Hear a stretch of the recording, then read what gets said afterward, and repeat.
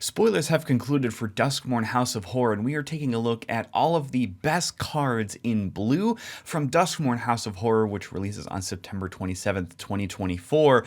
My name is Nathan, this is Salty Productions, and this is an absolutely gnarly art that encompasses the best of blue that we will find in Duskmourn House of Horror.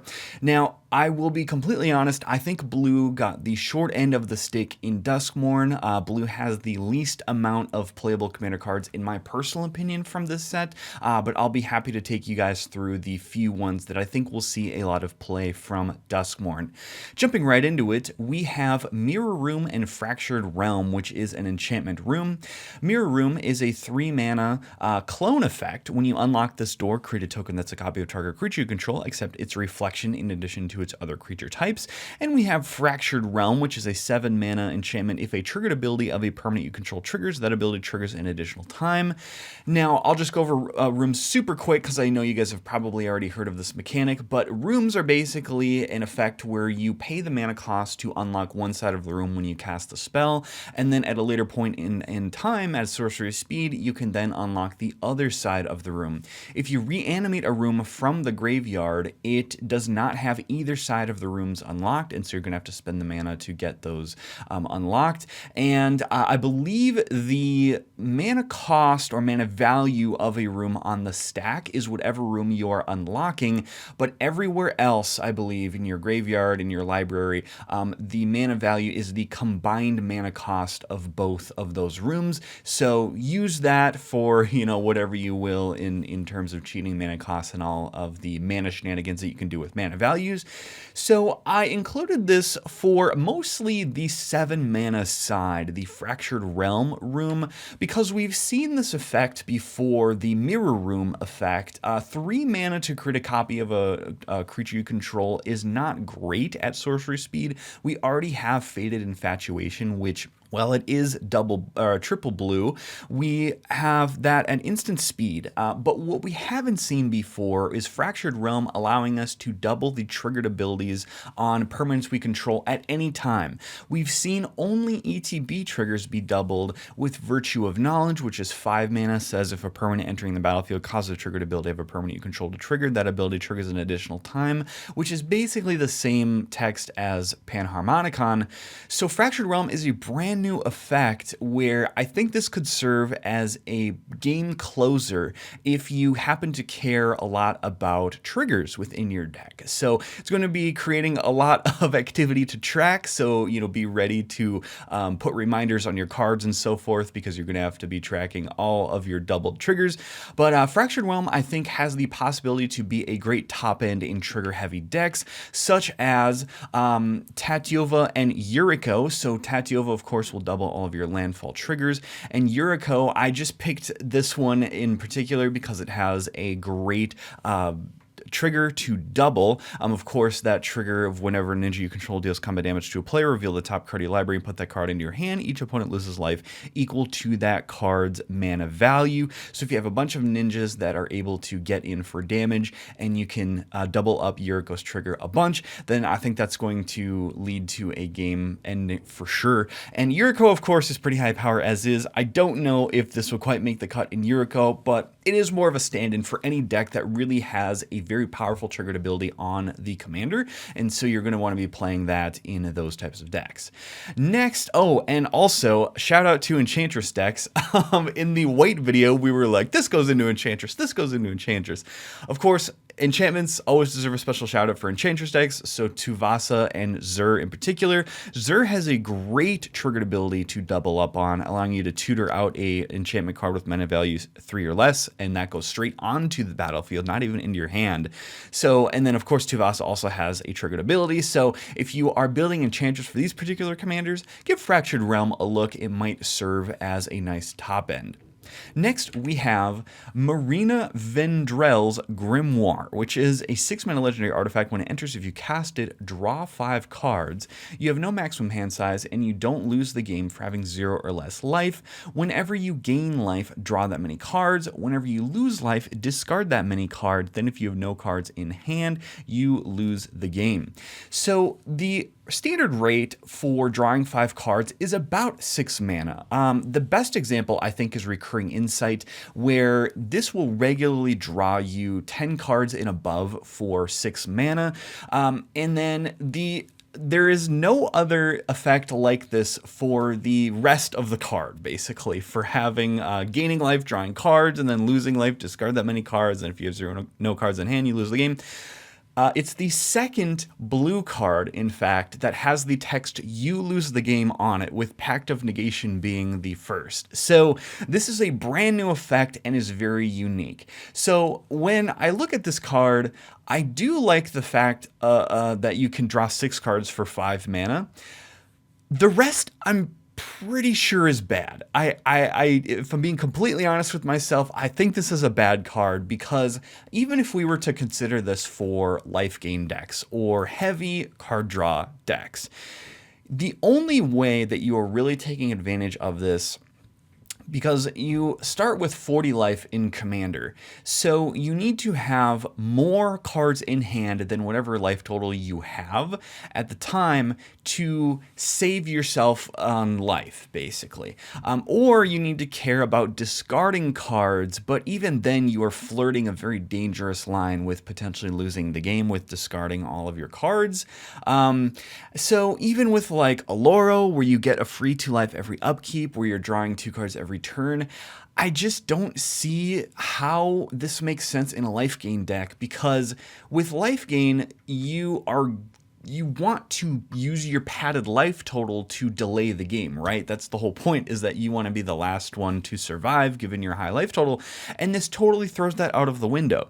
So now we say, okay, well, is this a combo piece where we're going to gain, 20 life and draw 20 cards? And you would imagine that once that happens, you can probably win the game from there. But I just think this is a weird card, because now, even assuming you have a healthy hand size, let's say you have 20 cards in hand, we're already in Magical Christmas Land, in like a Quasar deck, for example, then our life total, then we are basically saying our life total then is 20 instead of whatever it was before. So perhaps this would go into maybe like a blue-black deck that wants to get its life total super low, but also draw a bunch of cards, where you're using this when you are at a super low life total. So maybe like a life swap deck that incorporates blue. Just a very, very weird effect that I don't think is good in most generic decks. I think you have to be in a very specific use case for this. I don't know if I could recommend this, honestly, because even if you're in like a Quasar deck, for example, why wouldn't you just play Recurring Insight or something that can draw a bunch of cards? Maybe like a 5-mana draw 4, right? Just give up 1 card and 1 mana and not have the stipulation. I don't think this is a good card. But I did think that it is one of the most interesting cards in the set, because it has this great rate. You say, okay, 6 mana for 5 cards, but I might lose the game because of it. So I don't know. I think you guys should mostly stay away from this unless you have a very specific use case. But if you have a use case, or maybe this is a combo piece for something, then leave me a comment down in the comments below, and I'd be curious to take a look at whatever recommendations you might think that this goes into. Next, we have Fear of Sleep Paralysis, 6-mana enchantment creature, flying 6/6. When Fear of Sleep Paralysis or another enchantment you control enters, and whenever you fully unlock a room, tap up to 1 target creature and put a stun counter on it. Stun counters can't be removed from permanents your opponent's control. This is going to be a very annoying card, and I think this definitely is a slam dunk in Enchantress decks, of course, being an enchantment itself. This is going to be locking down the board left and right, and it's going to be a magnet for removal. So I think that's both good and bad, because it means it's a very good effect, and hopefully it will draw a card off of your enchantment synergies and your various enchantresses and so forth. But this is going to be a magnet for removal, and so you're going to want to be protecting this with some sort of counterspell or phase out effect, something like that. So we have kind of seen this. I think Fear of Sleep Paralysis is the first of its kind, where it says that stun counters can't be removed from permanents to your opponent's control. The only other sort of lockdown pieces that are comparable would be like Dreamtides and Embargo, where Dreamtide says creatures do not untap during their control's untap phase, and null and permanents permanents don't untap during their control's untap steps for embargo. Now that is a symmetrical effect, so better in like very heavy control strategies. So Fiercely Paralysis, pretty much the first of its kind that will stun creatures at the rate that it does. So I think that, you know, I do really enjoy this design from WotC, even though it will be a miserable card to play against. It is a very unique effect that's the first of its kind being printed from Wizards of the Coast, which is pretty awesome. And of course, this goes in your Enchantress decks. Tuvas, of course, being one of the most prominent one in banned colors. And there's also Hilda of the Icy Crown decks might care about tapping stuff down and putting stun counters on them, where Fear of Sleep Paralysis will get that first stun counter, and you may not have as many enchantments to then follow it up, but you do care about these stun counters not being removed from permanents your opponent's control in a Hilda deck. So some use cases there outside of Enchantress as well. Next, we have Daggermaw Megalodon, which is a 6-mana 5/7 creature shark at common rarity. This is a shout out to our Pauper EDH format.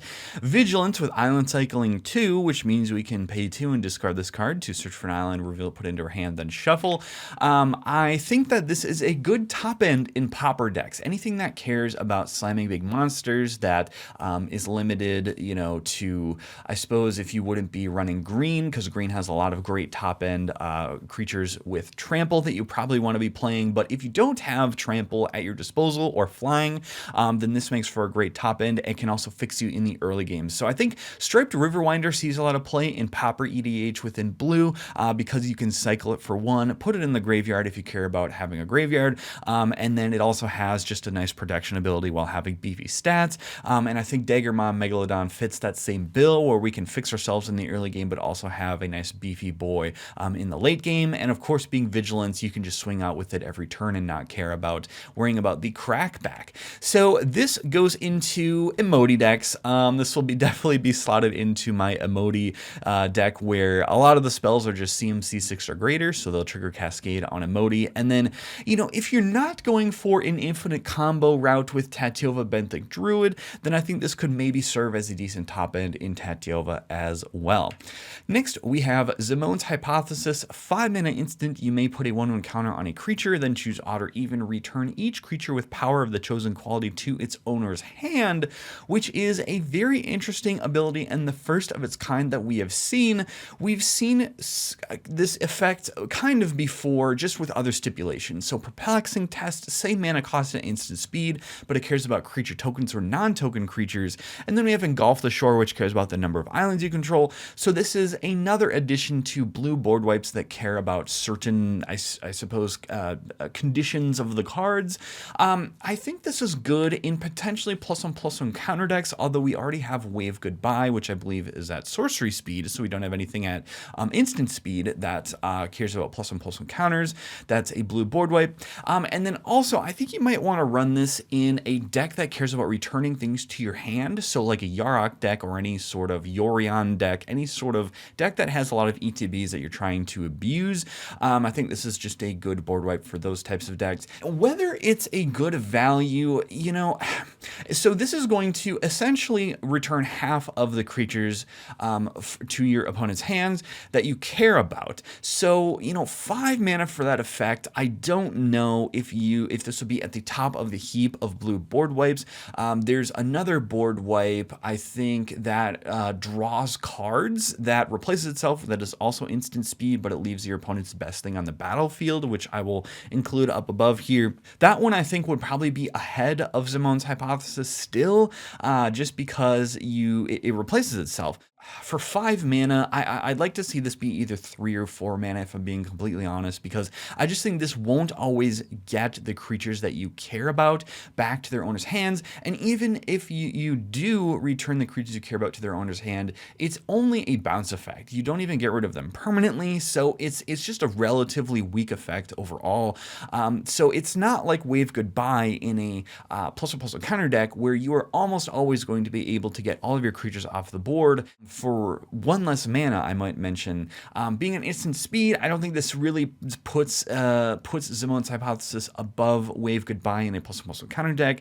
I just think it's sort of a another addition to the slew of board wipes that if you care about your, I guess, power and you can easily manipulate the power of your various creatures, then you can definitely include this as an option in those decks. But I don't know that I would necessarily recommend this for any generic blue deck.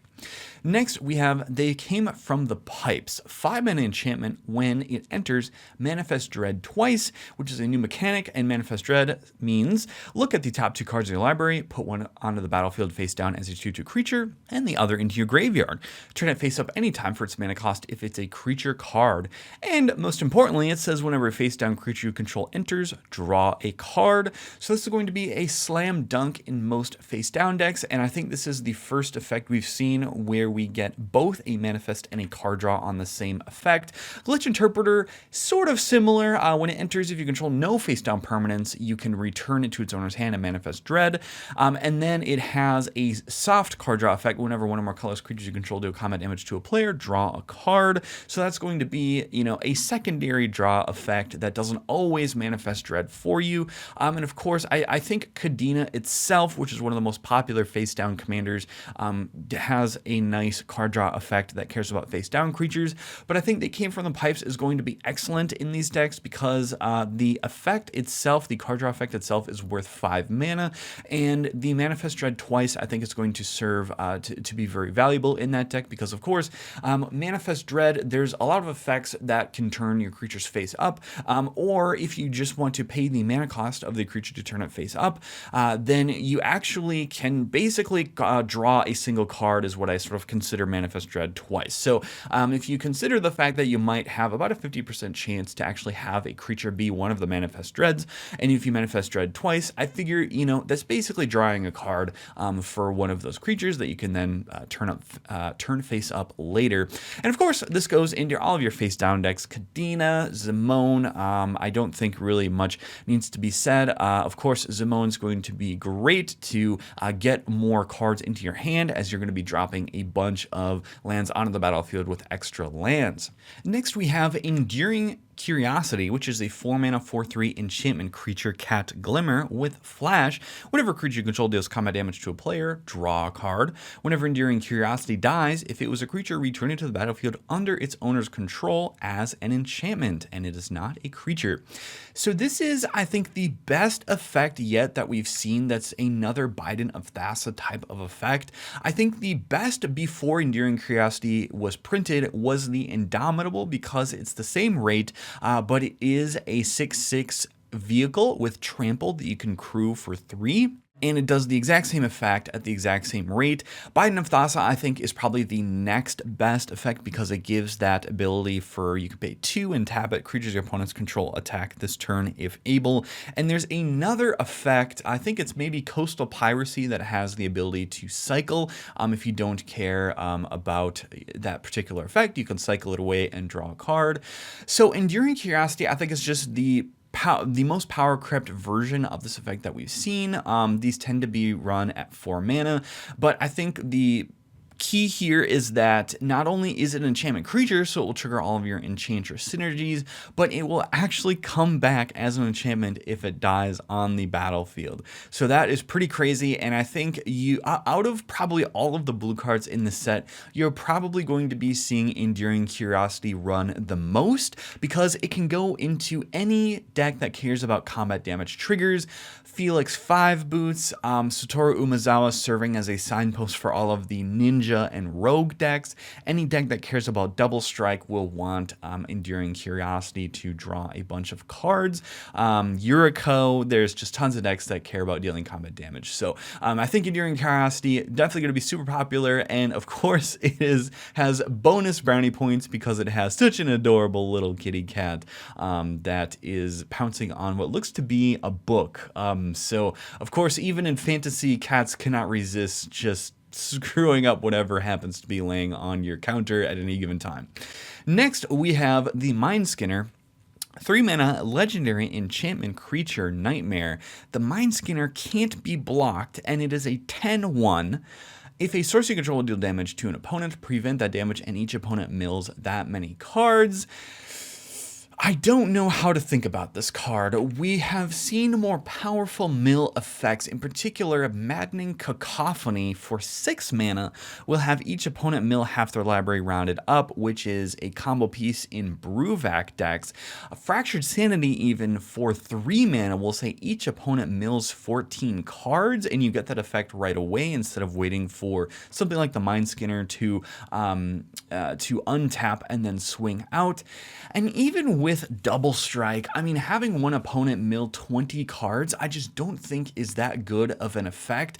Mill in Commander outside of combos really is not that good, just because each opponent has 100 cards in their deck, right? So, and even if you assume that your opponents will draw their starting, 10 cards or so throughout the course of their few turns, then you're still down to 270 cards that you have to mill, and I just don't think the Mindskinner does the job to do that quickly. And so mill decks have typically defaulted to infinite combos in order to actually close out the game. So outside of mill, where would you actually put this card? And I think you want to actually be either playing out of your opponent's graveyards, or you care about the particular power of the card. So if you're running green and you have Powers Matters cards, that would be great as well. But I think, so like Lazav is an example of playing out of your opponent's graveyards, where you want to be milling, and then Lazav becomes a copy of something that was milled. Diluvian Primordial will allow you to cast instants and sorceries from your opponent's graveyards without paying its mana cost.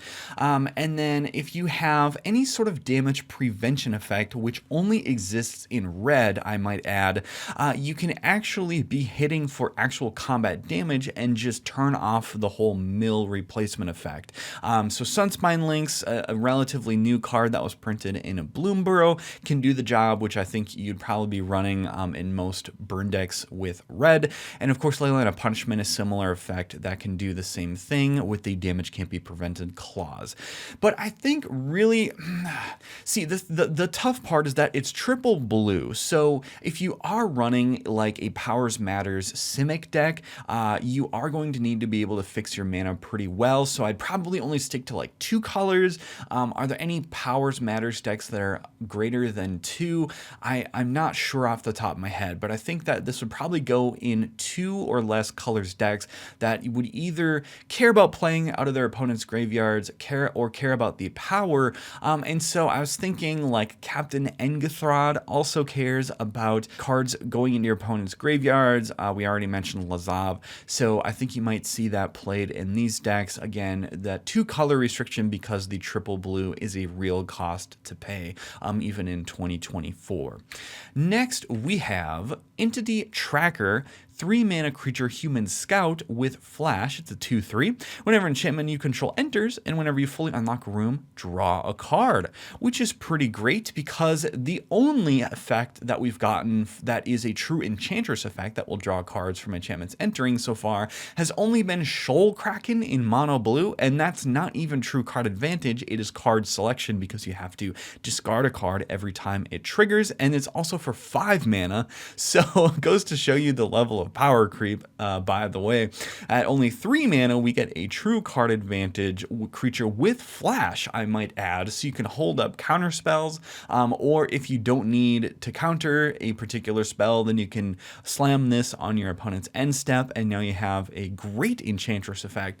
And of course, this goes into your enchantment decks. Tuvasa Castia cares about typically, I think, like auras or an enchantment creature, an enchanted creature or enchantment creature. So that could go both ways, really, with either auras or just enchantment creatures as well. So Entity Tracker, the first effect in mono blue that we've seen that is a true enchantress effect, which is pretty great. All right, and next we have Abhorrent Oculus, the art that we've been staring at and cringing this whole video. 3 mana 5/5 flyer, creature eye. As an initial cost to cast a spell, exile 6 cards from your graveyard, and at the beginning of each opponent's upkeep, manifest Dread, which, like we mentioned, is you look at the top 2 cards of your library, put one on the battlefield face down as a 2/2 creature, and the other into your graveyard, and you can turn it face up at any time for its mana cost if it's a creature card. So this card is an absolute bomb, and I was seeing how folks have been talking about, well, you have to exile 6 cards from your graveyard. That's going to be a pretty tough tough hoop to jump through in order to be able to cast this. But I don't think this was ever meant to be cast. This is meant to go in a face down deck that gets manifest dreaded, and then you turn it face up.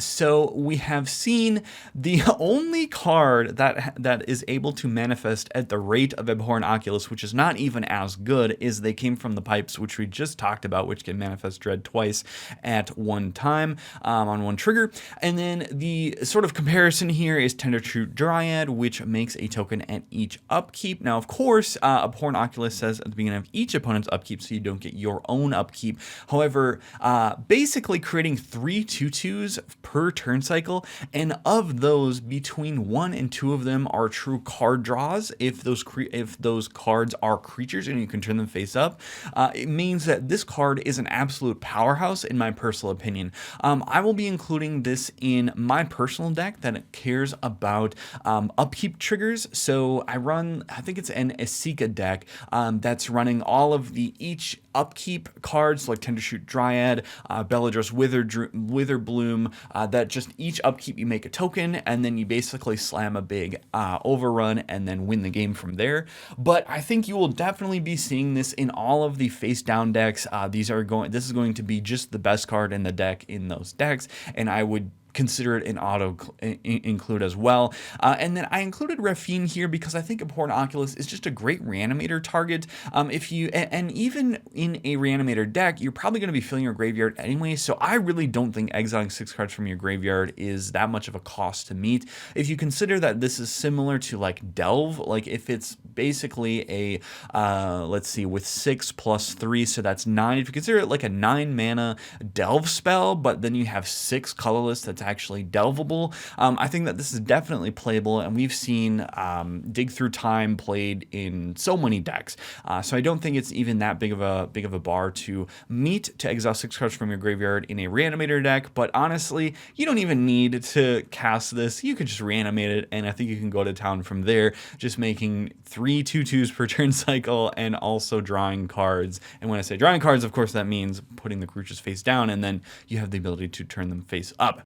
All right, and then we have Enter the Enigma, 1 mana sorcery, target creature can't be blocked this turn, and draw a card. So this is the second Slip Through Space that we've seen. Of course, Slip Through Space is devoid, and the next best effect, in my personal opinion, we actually have to go up to 2 mana in order to get the card draw effect with the unblockable effect, and that would be Wedding Invitation. 2 mana, when ETBs draw a card, and then you can sack it to give target creature unblockable, and then if it's a vampire, it also gains lifelink. So I think that's just a great include for any deck that's already running Slip Through Space. There are certain cards that care about like attack triggers and getting through combat, or anything that you just care about a very, very high value combat damage trigger. So that is pretty great, and it's just another tool to put in the repertoire of those decks. So where would you probably put this? Again, your combat damage trigger decks, Felix 5 Boots, Satoru Umezawa, and of course Enter the Enigma replaces itself, so really the opportunity cost is super, super low to include in these types of decks. All right, and with that, I think that takes us to our honorable mentions. So these are cards that I just wanted to give a quick shout out to in case they fit your guys' niche purposes for whatever decks you're building that just I don't think they'll see a ton of play in Commander, but they're worth giving a quick shout out to. So we have Bottomless Pool and Locker Room, Bottomless Pool being a 1 mana bounce effect at sorcery speed, and we have Locker Room, which is whenever one or more creatures you control deal combat damage to a player, draw a card, which is worse than then the current effects we have with Biden of Thassa, and of course now with Enduring Curiosity being imprinted, Locker Room only will get you 3 cards, I believe, because it says whenever one or more creatures you control deal combat damage to a player. So you can only get up to 3 cards off of Locker Room for 1 additional mana, so it's just a straight downgrade compared to your Biden of Thassa, but this can serve as a miniature removal spell. If you need that extra bit of removal in your deck and card draw in the same slot, then you could perhaps consider this as being a modal version of that effect. Then we have Leyline of Transformation, which is a 4-mana Leyline. If it's in your opening hand, you may begin the game with it on the battlefield. When it enters, choose a creature type. Creatures you control are the chosen type in addition to their other types. The same is true for creature spells you control, creature cards you own that aren't on the battlefield. So this is the same card text as Arcane Adaptation, but for 1 more mana. And of course, for the extra mana, you are paying for the slight chance to begin the game with this on the battlefield. So really, this is going to go in whatever deck that already wants Arcane Adaptation.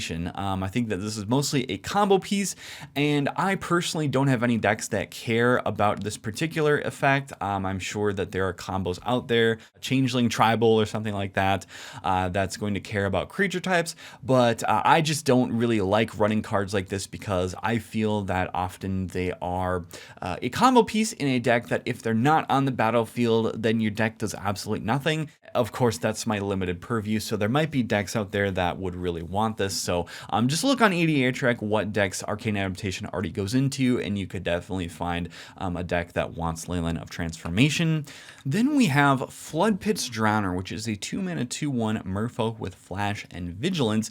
When it enters, tap target creature an opponent controls and put a stun counter on it, and we can pay 2 and tap it to shuffle Floodpits Drowner and target creature with a stun counter on it into their owner's libraries.